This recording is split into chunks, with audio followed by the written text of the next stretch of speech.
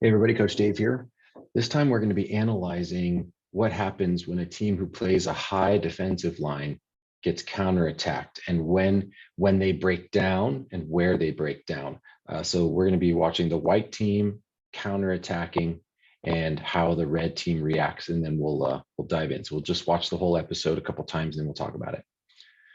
Turns, it's the ball, moves the ball laterally across the field, plays it out wide, tons of space. Now they're recovering, but look at all the space and a shot. Okay, let's watch again. They turn, they break the lines of pressure. Now they're playing against the high line. He runs across. And a shot from nowhere to nowhere. Not a great shot option there. Okay, so let's start breaking this down a little bit. First of all, what you'll notice is this team plays a high defensive line. Look at this. This is the halfway line. All four of their defenders are across. That's probably between 10 and 15 yards into their attacking half, which is fine. High lines are great. They have a lot of speed here. They've clearly been coached to play that way.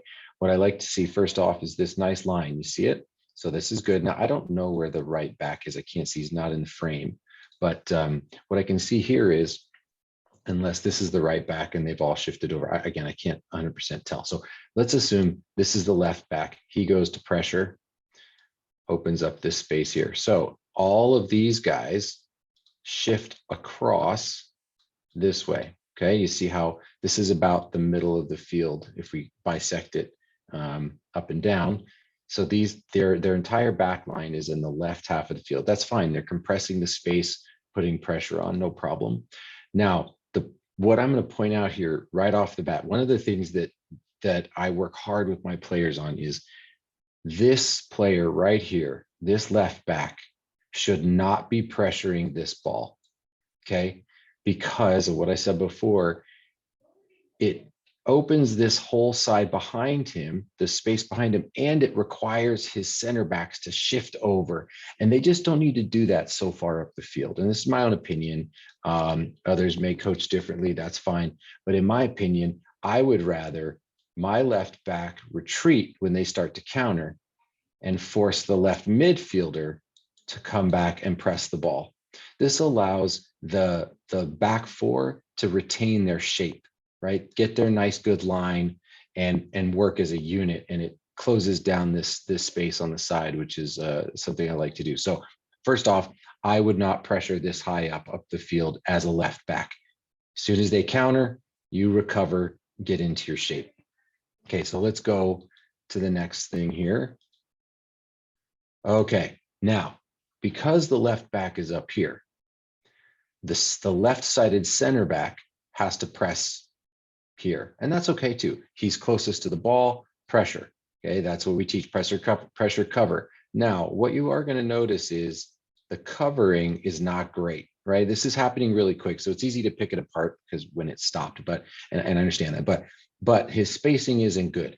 As soon as the ball starts coming across this way, the left-sided center back presses, he's really got to think, all right, I'm going to get into a covering position, because if this player splits these two, then he's off to the races. Okay, so this guy needs to really back a little, but okay, fine, he stays close. And what I like what they do next, watch. Okay, right there, you'll see the left side of center back pressed, but when the white attacker continues moving the ball laterally, he passes off the ball to the right-sided center back. Good, no problem. He passes him off. This guy now starts to press the ball. Now, pay attention to what happens to this with the right back. This is important. In fact, we're going to go a little slow-mo now, just so that we can catch it a little easier. Okay, so the ball continues to run diagonally across the field. Let's see who is where right now. You've got let's see, here's the white players. 1, 2, 3, 4. You got 4 white players, and you've got 1, 2, 3, 4 red players. There might be another red player over here. I can't quite tell. But anyway, it's 4v5. Now, look, you guys, look, this is a dangerous, dangerous game that this backline is playing. Look how flat they are with runners who are coming from onside positions, okay? These runners started back here in midfield. That means that a ball is easily slipped through here for a runner to go on. And these guys are completely out of, they do not have an ability to quickly recover there because they're all flat. They're up by the middle of the field. They're onside runners, okay? Do you see that? This is a little bit dangerous. Remember, we talk about center backs and defenders reading the motion in the eyes of the midfielders. This guy coming up this way, dribbling, he should be signaling to the center backs, okay, somebody's got to start dropping in here. There's too much space here that's not covered, and the runners are in a good position. Okay, let's move on. So, fine, the left center back handed him off to the right center back. Now the right, look at that. Look what just happened. Watch, let's watch it again. Left center back pressures, then hands it off to the right center back. He presses. Now, look, right back commits. Now what should happen is that this player hands the ball off to this guy, just like was done over here, and then continues to drop. Okay, that's what should happen, or he should tackle the ball, which he didn't do. What should not happen is this. Right back decides, I'm going to press. Meanwhile, center back also presses. Now we have a numerical advantage.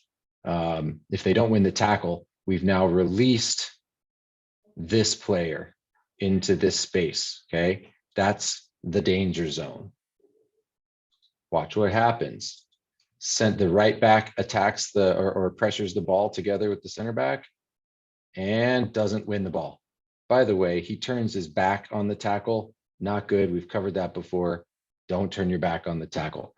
Here you go. And look, center back has recovered. So now these runners are all onside, which we talked about. That's the danger of playing this line all the way up here with runners coming from an onside position. Now he plays the ball.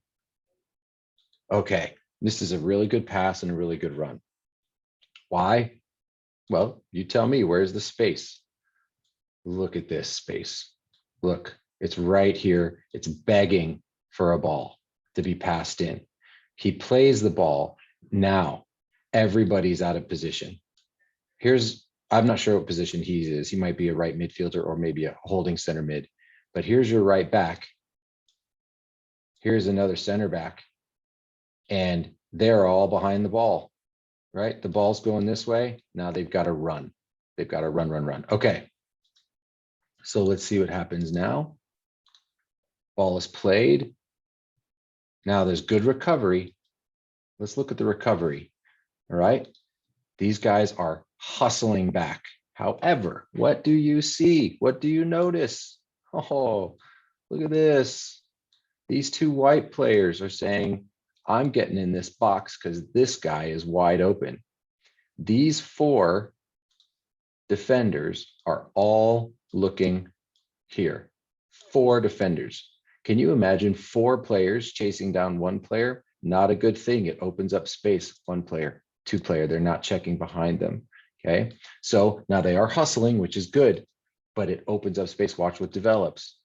He gets into the box. Now here, this guy finally says, yeah, I better check my shoulder. There's still 10 yards. He's not going to get there. Watch what happens. He checks his shoulder, but he doesn't change his run. He stays here. He should, once he notices, which was a good thing, he should be bending his run this way and starting to open up his shoulders and hips and eyes so that he can see which way this guy's running, basically being sideways on as much as he can. He is running backwards, but to be close to this player, have a hand on him and basically get in his way in case this guy's making this run here, he's going to get in there and block it. As it is, he doesn't do that. He leaves the space open.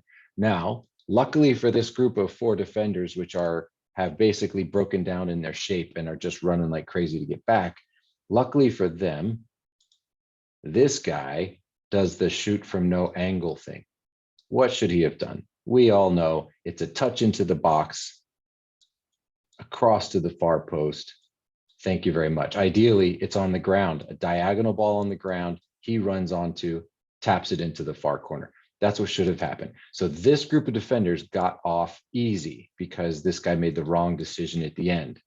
You can't count on the better teams will not make that mistake. So we'll watch it. Henry finishes, no angle, bad. So let's go back and watch from the start. In fact, I'll go back to regular speed.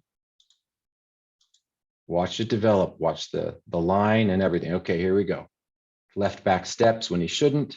They come across, right, gets past right back steps when he shouldn't, leaves all the space. Then everybody recovers at the ball. No one's checking the runner in the middle. Luckily, they don't cross the ball and score. Okay, so this very important defenders. You got to talk to each other. So the right back knows that the right side of center back is going to continue pressing.